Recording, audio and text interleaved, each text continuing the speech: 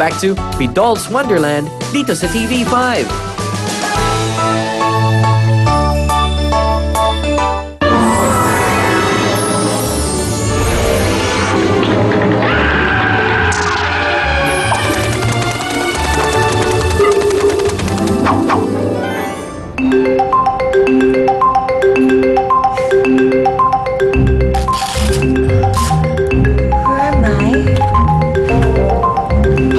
Tawagin mo si Dok! Dok!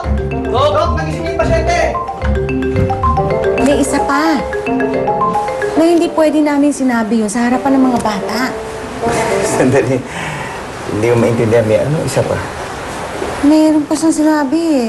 Sabi daw ni Jerry, sabi sa akin ni Serena, na sabi daw sa kanya ni Jerry, eh hindi daw niya ako niloloko doon sa estudyante niya.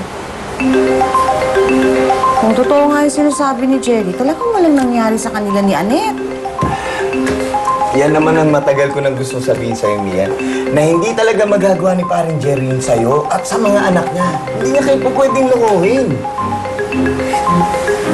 Eh di, ibig sabihin nun, totoo rin na nandoon nga ang kaluluwa ni Jerry sa pet mine na bird namin, na totoo nga ang sinasabi ni Serena.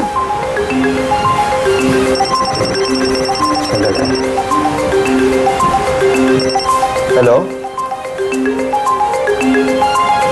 Okay, sige. Salamat. Mia, kailangan mo nang umalis. Kailangan pumunta doon sa ospital kasi nagkaroon na ng mali si Annette. Sandali, sasama ako. Hindi maganda idea yun, Mia. Hindi. Magandang idea yun. Kakausapin ko siya eh. Halika na. Hindi ko siya mahuli.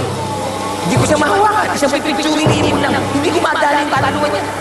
Dahil hindi na siya katulad mo. May pisikal na siya. Habang ikaw, espiritu ka pa rin. Magkaiba na kayo. Hindi mo eh, bawang nilalang magnamatay. Ako nakakatido sa sabihan mo. Pero kahit binansagan kang kamatayan, hindi ikaw ang mismong pumamatay sa kailangan ng sakit o aksidente o kahit anong ibang bagay upang mamatay ang pisikal na katawan. Ngayong may pisikal ng katawan si Gerardo, kahit na ba katawan ng maliit na ilo, kailangan magkaroon ka rin ng katawan. Dapat pala hindi ka mamatay na tinawag siya sa akin. Dapat tinawag siya akin ni Super. Anong sinabi mo? Ano naman kayo? Easy. Baka lang pwedeng mamatay. Tulad nga ng sinabi, kailangan mo rin ng pisikal na katawan. Gagawin.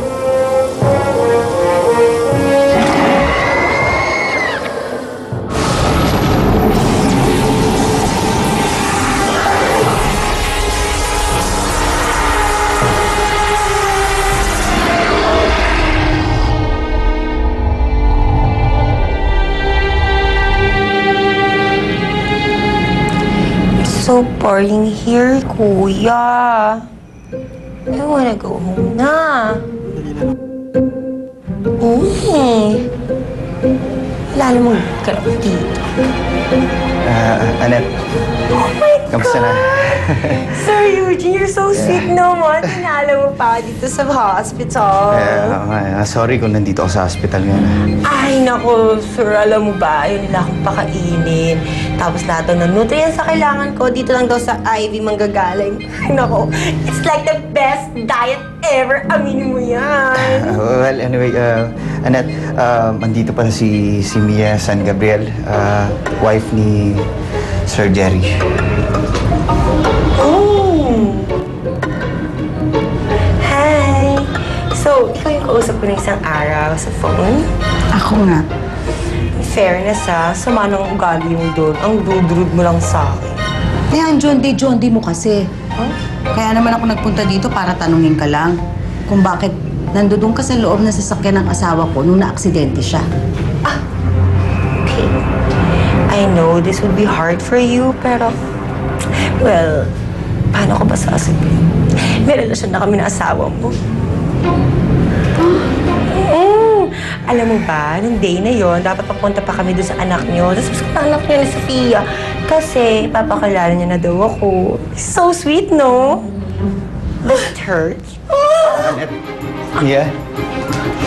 Wait. Aray! Nakakaloka!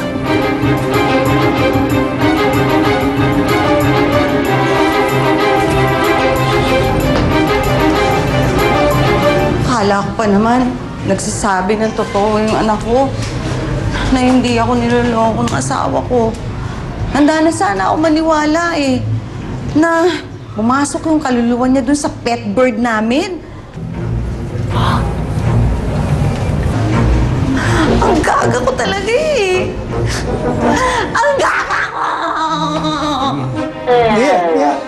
Nurse! Sir, ano po nangyari? Nurse, pwede tumawag ka na lang ng doktor. Mabuti po nasalo niyo siya. Sanay lang talaga. Mia? Mia? Mia?